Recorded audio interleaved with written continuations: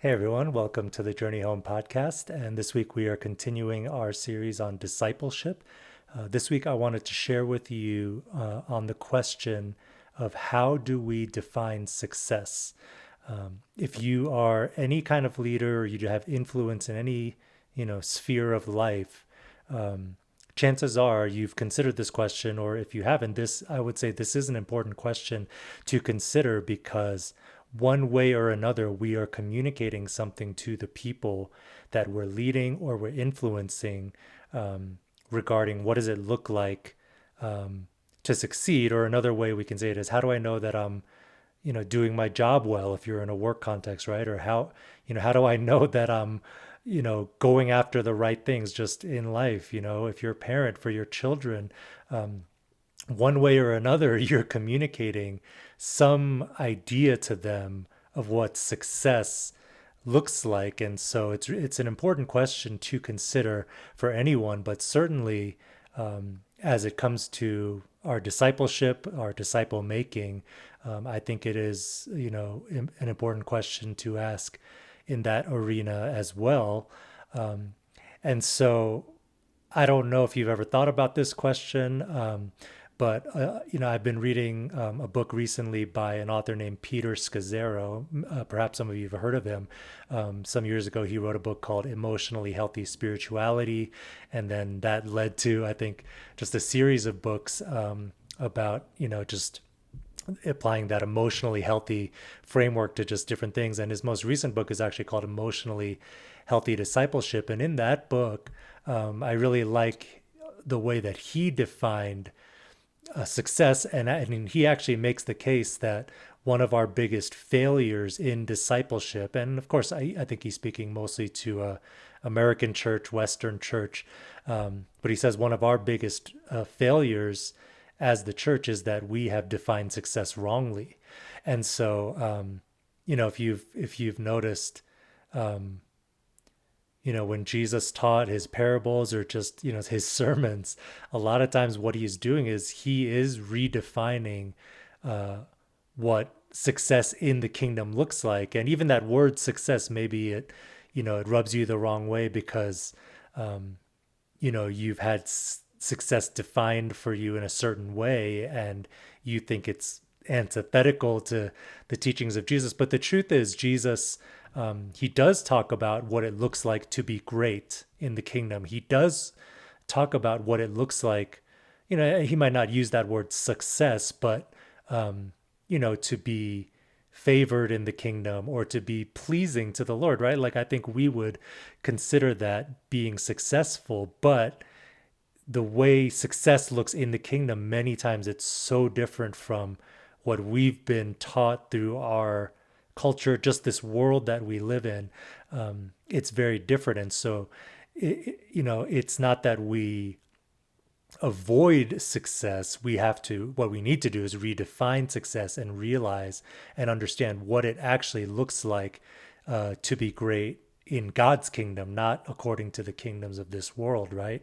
And so I really like in that book the way that he defines success. And he says this: success is becoming the person God calls you to become and doing what God calls you to do in his way and according to his timetable.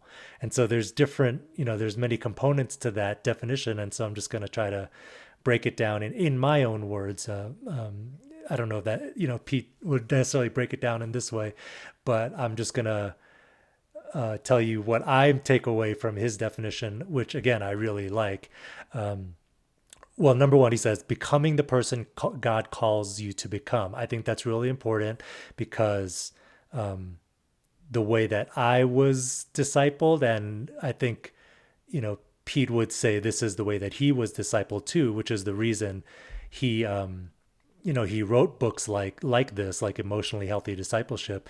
A lot of the emphasis in my discipleship was on, like spiritual disciplines, like Bible study, prayer, fasting, giving, serving, and those things are really important. And so it's not to throw it away. And in fact, this will come up in the next part of the definition. But I think what a lot of times what doesn't get emphasized is it's it's being a disciple is not just about doing. Now, of course, there are things a disciple will do, so that's definitely part of it. But it's also about what kind of person are you becoming. And in previous episodes in this series, I've talked about the ultimate aim of discipleship actually is to become like Jesus, which includes doing the works that he did or the kind of works that he did, but it also includes being the kind of person that he was and is still. Um, but it's about character. It's about how we conduct ourselves. It's how we treat people. Like that is as much a part of our discipleship as any. So I really like that Pete starts his discipleship with that. It's the fruit of the Spirit as well as other kinds of fruit that Jesus talks about, right? And so it's first is becoming the person God calls you to become, and then next doing what God calls you to do. And so that's definitely part of it too. And that part definitely was part of my discipleship growing up. It was a lot of it was, discovering your gifts and how can you use those to serve God, serve the church, change the world, make an impact, and I think in this current generation, I think some people are questioning those things because maybe they were taught in an unhealthy way or it wasn't taught in a balanced way. Um, but again, if we are going to be disciples according to the scriptures and the way Jesus defines it, then we can't deny that there is an aspect that does call us to do, to accomplish things for the Lord. The fruit that He has, the fruit that He's called us to bear, the good works that He has prepared for us in advance. God has given that to us, and that is part of our calling. And we don't want to throw that away either, right? So it is also doing what God has called us to do. But then I really love these last few statements because I think they're really important too. It's in His way and according to His timetable. So let's take those one at a time. So in His way, God's way, because I think there can be, in certain circles, a way of thinking where it's almost like the ends justify the means, right? And so, like, yeah, maybe we, you know, didn't treat people well, or maybe, my leadership style was a little controlling or abrasive or whatever, but, at least we got the job done. It got results. And again, I'm not against results. Like, again, there are things that God has given us to do. There are things that He wants us to accomplish. There is character that He wants to produce in us. But that being said, I don't think that means that the ends always justifies the means. If we are violating the character of God in order to produce these results, right? Are we actually conducting ourselves in a manner pleasing to the Lord, in a way that actually honors the Lord?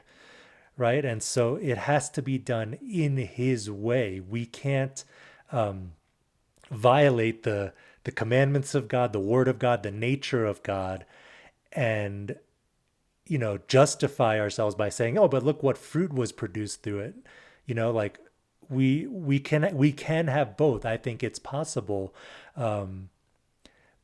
Here's the thing, like if we're leading people out of shame and guilt and fear, those are powerful motivators. You can get results, right? You can get incredible results by pushing people until they burn out. And, even though, they're not taking their Sabbaths and they're not, taking care of their families or their marriages. And so we can push people and get incredible results. But is that God's way? Is that a manner that's pleasing to Him?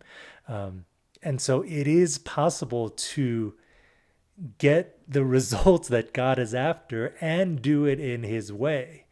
But it does take a bit of restraint. And the last part of this definition, I think, is also critical, is that it's according to His timetable. I think a lot of times the reason that we are tempted to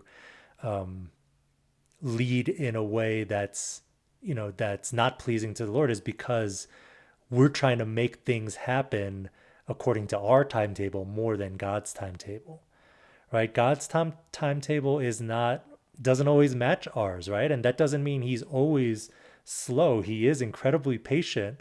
Uh, but there's sometimes where God accelerates the timetable and you couldn't slow it down if you tried, if you no matter how much you wanted to slow down, you can't slow it down. And then there's other times where God's timing feels so slow and we want to speed it up and accelerate it and rush it, but no matter how hard we try, we just can't. God is not bound by our notions of time and our schedules, right? And our deadlines. And so I think that's really important. It's not just that we are, becoming who God calls us to become and doing what God calls us to do, but we also need to do it in His way and do it according to His timetable. And so those are just a few of my thoughts as I read Pete's definition of success, which again I really like. And so again, this is so important for us as disciples and all those that we are going to influence and the disciples that we're going to make, because if we are pushing and reaching for a definition of success that's actually not God's definition, then the results we're going to get are not ultimately what's going to please the Lord and what's going to matter on that ultimate day when we stand before Him, right?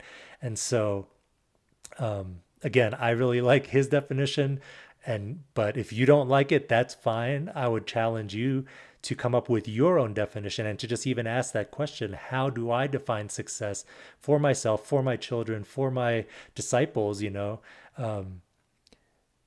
And does my definition of success encompass the things that really actually matter to the Lord, or are they more in line with what this world considers success, or what my parents taught me was success, or what my culture growing up taught me was success, or what the world around me considers success? That it could line up with the Word of God, but it actually, I find most of the time it goes directly against the Word of God, because the ways of His ways are just not our ways. The ways of this world are not the ways of the kingdom. And so, again, you can adopt Pete's definition, you can come up with your own, but my challenge to you is, again, be thoughtful about this. Actually take some time to consider what, what is my definition of success, and does it encompass, the values system of the kingdom?